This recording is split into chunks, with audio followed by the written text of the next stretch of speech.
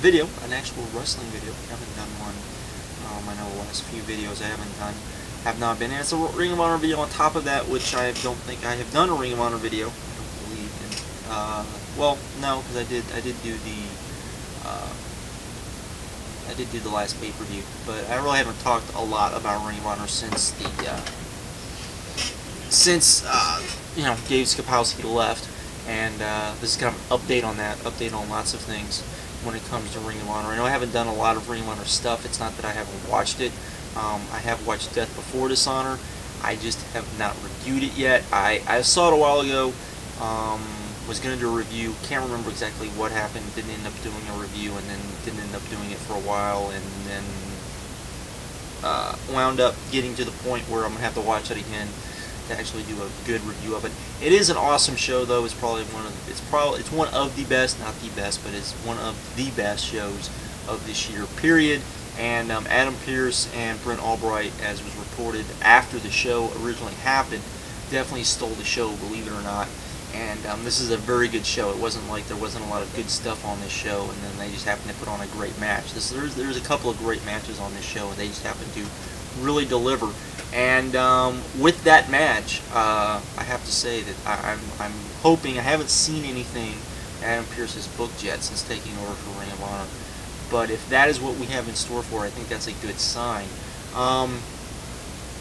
Definitely think that's a good sign. So this is kind of about that, but I haven't done that, and I hope to do that show and a few other shows and be kind of caught up on Ring of Honor before Friday, because of course Friday is Black Friday, and that is of course Ring of Honor's biggest sale of the year, usually about 40% off of everything they have.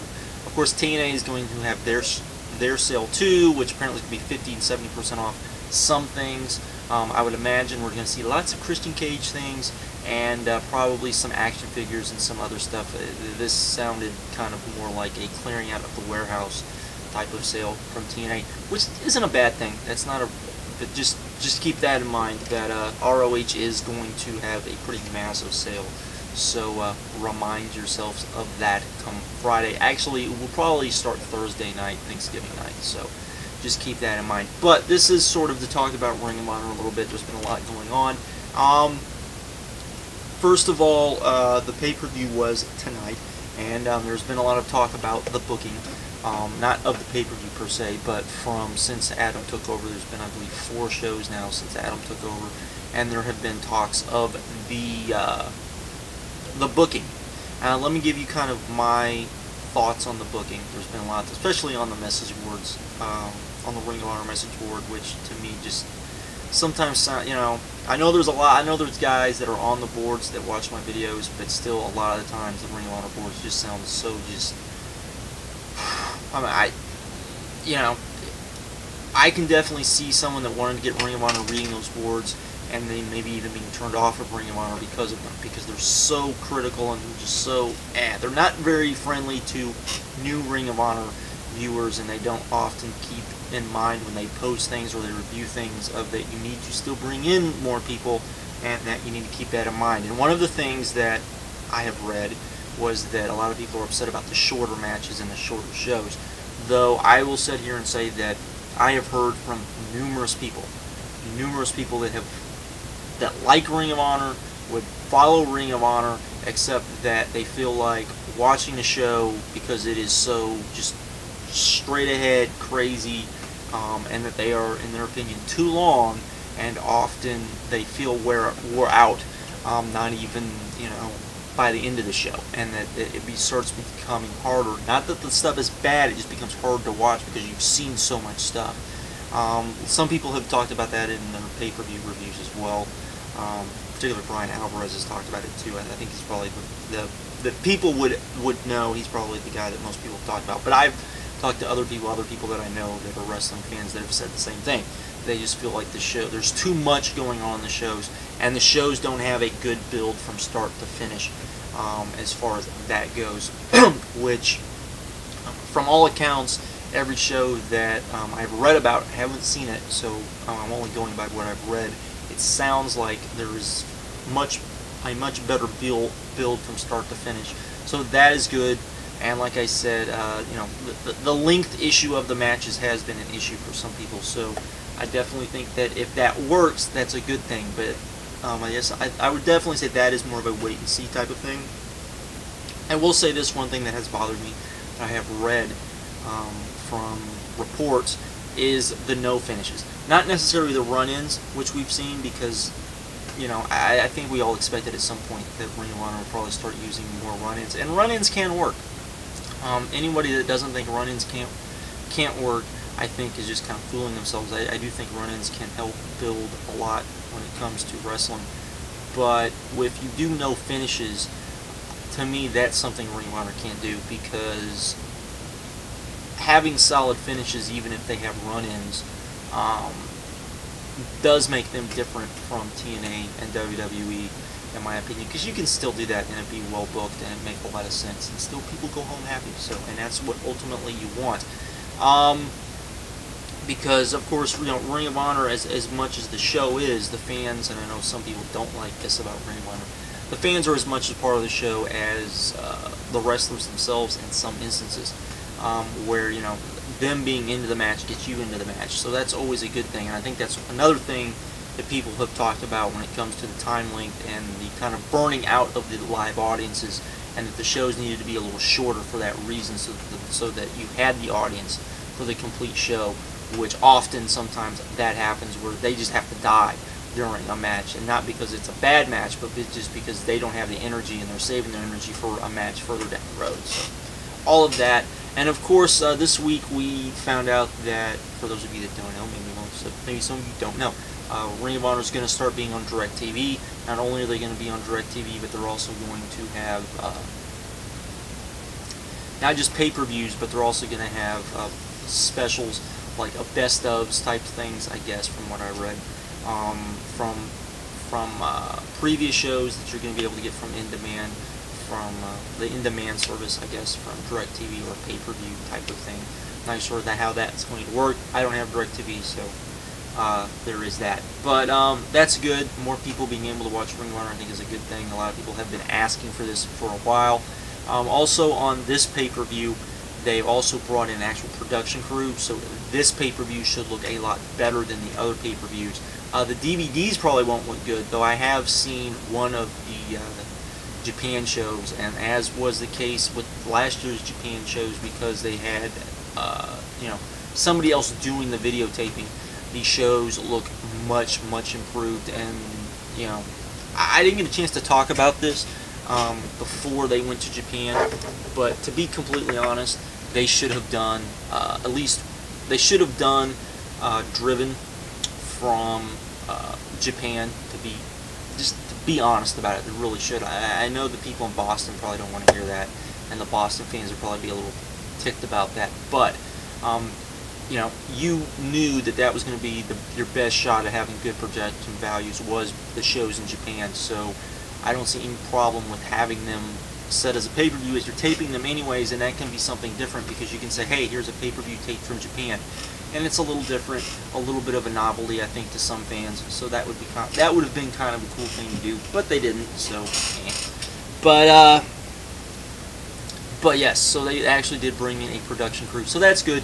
Some other things that we've seen since Gabe's left, his departure, more video wires, which is a good thing. I've actually enjoyed the news wires a little bit more. I think they're doing a better job within those of telling the stories, that they're basically keeping people up to date on everything that's going on, and getting the storylines through as far as that. Also with the video wires, a lot of people who have been watching the video wires have noted they have been improving greatly, and also they're much more frequent now, which is good to see. Those are things that people have been begging for probably 2 to 3 years now, and so to finally see that is a great and wondrous thing.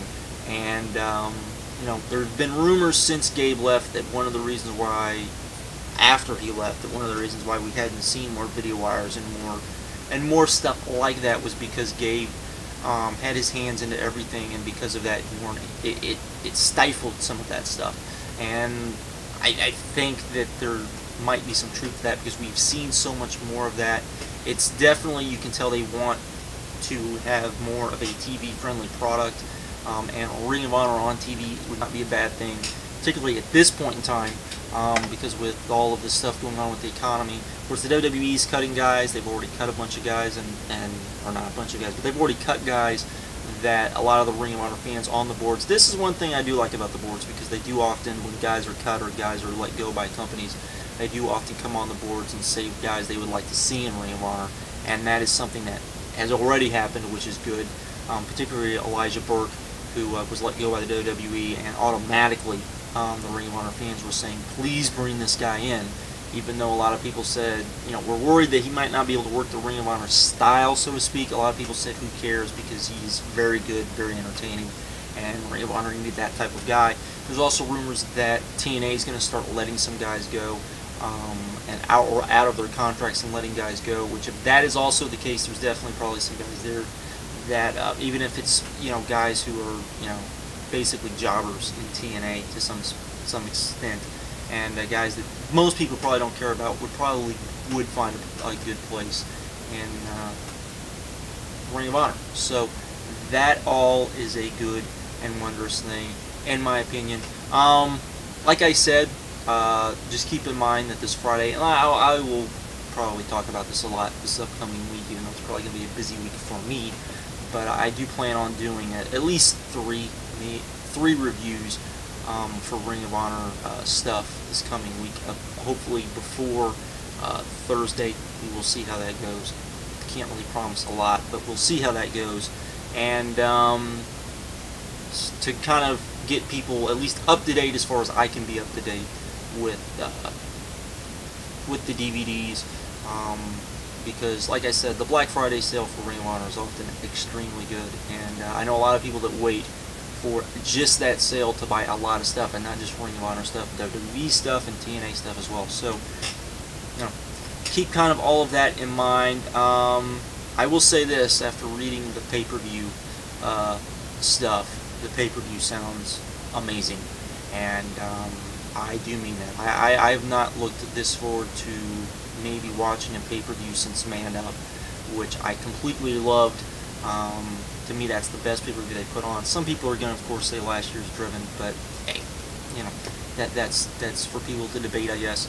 And I'm also looking extremely forward to, of course, Final Battle, which to say it is stacked this year would probably be a very, very major understatement. Lots of guys from Noah that they're definitely bringing in, and it's starting to take shape, at least from storyline angle, and could wind up actually. I could actually see it. Maybe Super Card of Honor 3 might get dethroned if all the dominoes land right. So there is that. Also, this is a question that I've gotten before, and luckily Ring of Honor has answered it. A lot of people would like to know how to promote Ring of Honor, particularly if they like Ring of Honor and they're not jumping ship like some people are, because of the booking and other things like that. If you go to Ring of Honor's message board, which I don't usually hype, but this would be a time to go, you can go on there. They actually have a thread where you can download images for brochures and stuff for if you want to do like a street team for Ring of Honor for their upcoming shows. This is another thing that people have asked about for a very long time and have had a hard time dealing with it. There have been numerous. You won't find a lot of threads on the board, because usually whenever this was brought up, it was quickly taken down. But this is something that a lot of people have asked for a long time, that Ring of Honor kind of do. So you can go on there, you can see the posters if you want, and I'll put the posters at the end of this video just so you can see them and kind of get an idea. But they're starting to do this for the upcoming events, which is good and something that's probably a bit overdue. But anyways, that's pretty much all I wanted to talk about. So later, have a good one, and bye.